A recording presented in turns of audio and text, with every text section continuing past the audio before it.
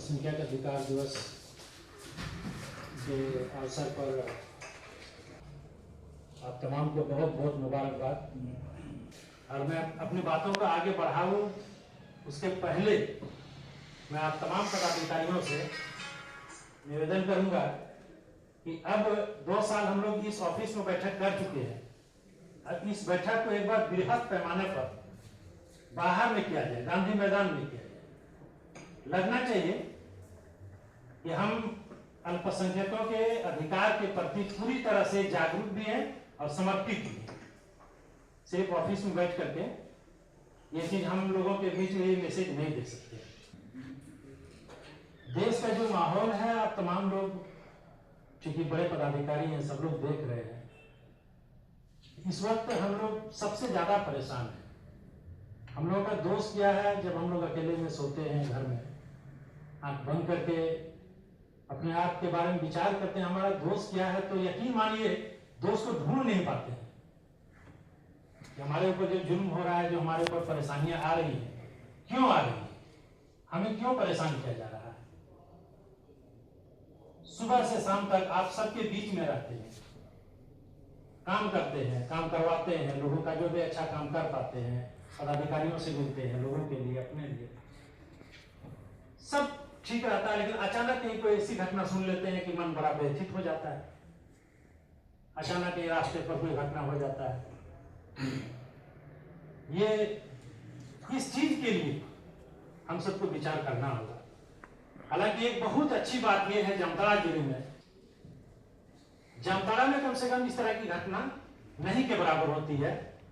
ये एक बहुत अच्छी बात है। लेकिन फिर भी मान लीजिए कहीं पर भी हो तो अच्छा नहीं लगता। इसलिए आप सब लोग से मेरा तमाम लोगों से अपील रहेगा कि आप जहां भी बैठे हैं, जिस कार्यालय के भी आप मुखिया हैं, और लोगों का काम आप लोग जरूर करें, लेकिन जब खास करके मुस्लिम कम्युनिटी का काम आए तो उन पर एक दया दृष्टि के साथ काम करें।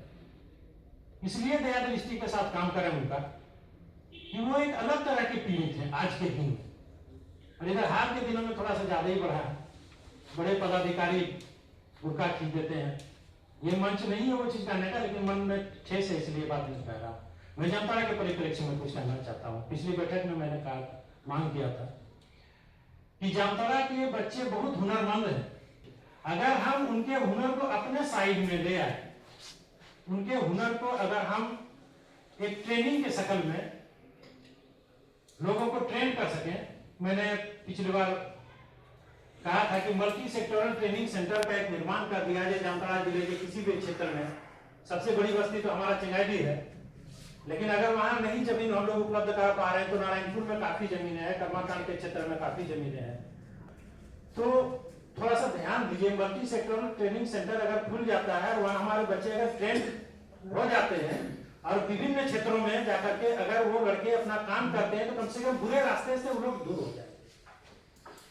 और हमारे जामताड़ा जिले में 2 सरकारी मदरसा है। एक तो कर्माकांड प्रखंड के अलगचुआ में है, जामताड़ा के चंगाईडीह में है। और दुख और अफसोस की बात है कि दोनों में सरकारी तौर पर पदस्थापित अभी कोई शिक्षक नहीं है। डिप्यूटेशन से काम चल रहा है। वही पिछली बैठक में मांग करने के बाद दोनों जगह डिप्यूटेशन हुआ। अभी चंगाईडीह में बरसों से कमेटी नहीं है, चंगाईडीह के मदरसे में, जिसके वजह से वहां शिक्षक बहाली नहीं हो पा रही है। एक चीज मैं माइनॉरिटी के मदरसे के बारे में आप लोगों को जानकारी भी हो, लेकिन मैं फिर भी बता देता हूं कि उस मदरसे में सरकारी शिक्षक 1-2 इस तरह जा सकते हैं, लेकिन बाकी वहां की जो स्थानीय कमेटी तैयार होती है वो कमेटी शिक्षक बहाल करते हैं। तो कमेटी नहीं रहने की वजह से लगभग 10-12 साल से वहां पर टीचर नहीं है। 200-300 बच्चे हैं, पढ़ाई बाधित होती है। उर्दू तो अपने मरणासन अवस्था की ओर बढ़े जा रहा है, क्योंकि कई तरह के जो स्कॉलरशिप पहले दिए जाते थे मुस्लिम बच्चों को, तमाम स्कॉलरशिप भी बंद कर दिया गया है केंद्र के द्वारा। तो इन सब बातों पर ध्यान देने की जरूरत है। और आलिम और फाजिल कि जो भी पढ़े लिखे लोग आप लोगों के ऑफिस में पहुंचते हैं, आलिम फाजिल डिग्री पर आप लोग बेहतरीन सुने होंगे, लगातार आंदोलन चला है। इस बार काफी मेहनत के बाद उन लोगों को सर्टिफिकेट मिला और जो है उनकी बहाली हो पाए। तो अगर इस तरह का कोई डिग्री का आदमी आप लोगों के टेबल पर पहुंचता है तो सरकार ने ओके कर दिया, लेकिन ऑफिस में उन लोगों को काफी परेशान किया जाता है कि आलिम फाजिल की डिग्री का महत्व को खत्म कर दिया गया है।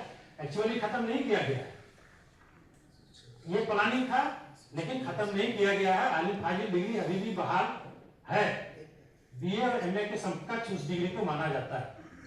तो हम आप तमाम लोगों से आग्रह करेंगे, पदाधिकारियों से आग्रह करेंगे कि जब भी इस तरह का कोई जो जगह पर आपके यहाँ पहुंचता है केबिन में तो उन लोगों पर विशेष ध्यान दें।